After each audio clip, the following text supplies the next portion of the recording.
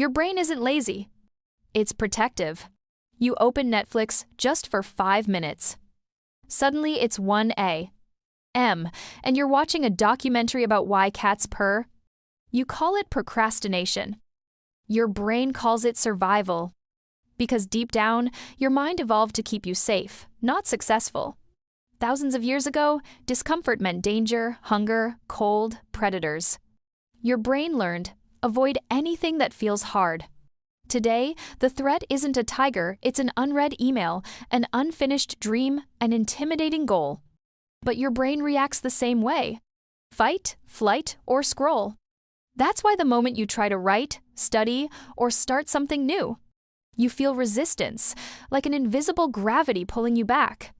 And yet, there's a way to use that same ancient wiring to your advantage. To make your brain not just tolerate hard things, but crave them. Because the truth is, discipline isn't pain. It's training. And when you train the mind right, effort becomes joy. Today, I'll give you the Lotus Method 5 science-backed steps to train your brain to actually love hard things. Let's begin. Step 1. Awareness catch the scam. Buddhists call it monkey mind, that restless voice that jumps from thought to thought. It whispers, "I'll start tomorrow," or "Let me just check one notification." Step 1 is awareness. When you catch yourself dodging, simply name it. This is avoidance. It sounds small, but naming changes everything. When you label a thought, your prefrontal cortex, the logic center, activates. That weakens your amygdala, the brain's alarm bell. Suddenly, you're not being dragged by emotion, you're steering it. You're no longer blindfolded in a chess game against your own brain. You're the one moving the pieces. Try it right now. What's your brain avoiding? Say it quietly. I see you, monkey. Because awareness doesn't erase distraction. It exposes it. And what's exposed loses its power. The first step to mastery is noticing when you're lost. Step 2, flow, don't fight. Most people treat motivation like a wall they have to break through. They push hard, burn out fast, and wonder why discipline never lasts. But you don't need to fight your brain. You need to flow with it. Lao Tzu said, "Be like water." So instead of saying, "I must finish this today," say, "I'll start for 10 minutes." Small feels safe.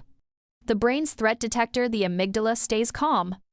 Once you begin, dopamine rewards you for progress, not perfection. And momentum does the rest. This is called the gateway rule. Make the first step so easy, your brain can't say no. Want to work out? Just put on your shoes. Want to write? Open the document. Want to clean? Pick up one item. Starting is the hardest part, but only for the first 20 seconds. Once motion begins, friction fades. It's not a trick. It's neuroscience. Every time you start, even for 5 minutes, you strengthen the initiation pathway, the neural circuit that links action to safety. Soon, your brain learns that hard things aren't dangerous. They're dopamine triggers. That's how just 10 minutes becomes 2 hours. And how water eventually shapes stone. Step 3. Stillness, sharpen the blade. Imagine using a chainsaw that won't stop shaking. That's your brain on constant notifications. Every ping splits attention. Every scroll scatters focus. Monks used 10 minutes of zazen to let the mud settle. You can do the same. 5 minutes, no phone, just breathe. At first, your mind will scream, "This is boring." That's fine, it's detox. Stay with it. Cortisol drops. Alpha waves rise. Focus sharpens. A calm brain doesn't see hard tasks as threats. It sees them as puzzles. And puzzles are fun. Stillness isn't laziness. It's mental sharpening. It's letting the noise fade until clarity appears.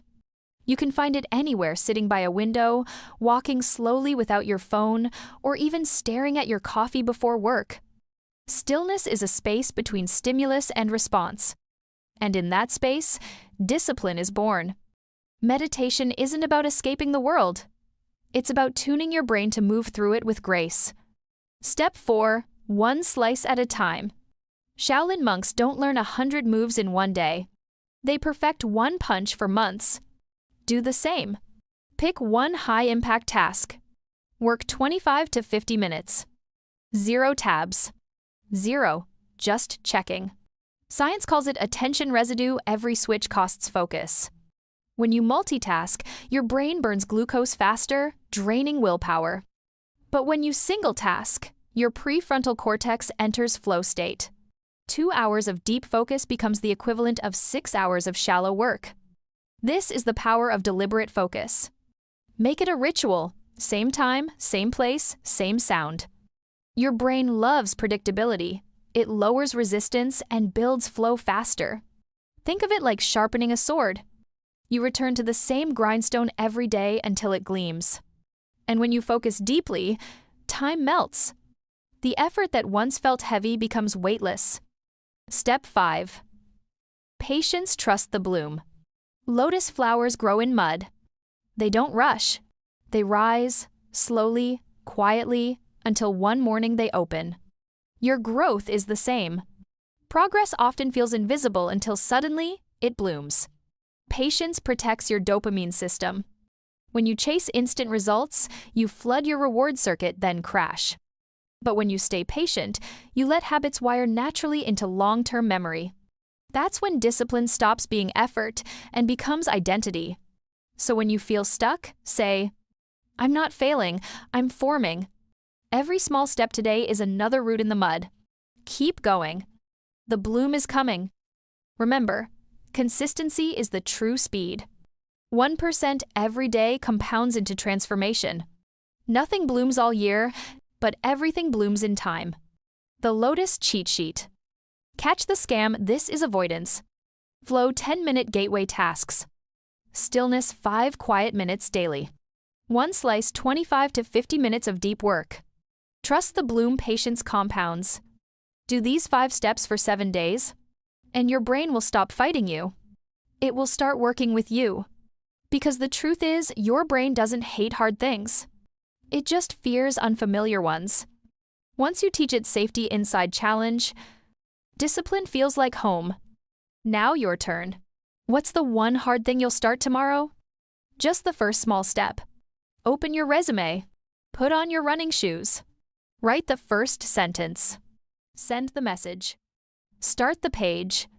The mud is where the flower begins. And every time you rise through it, you train your brain to bloom.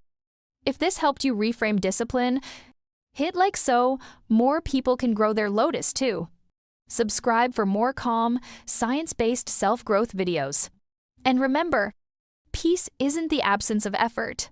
It's the rhythm inside it.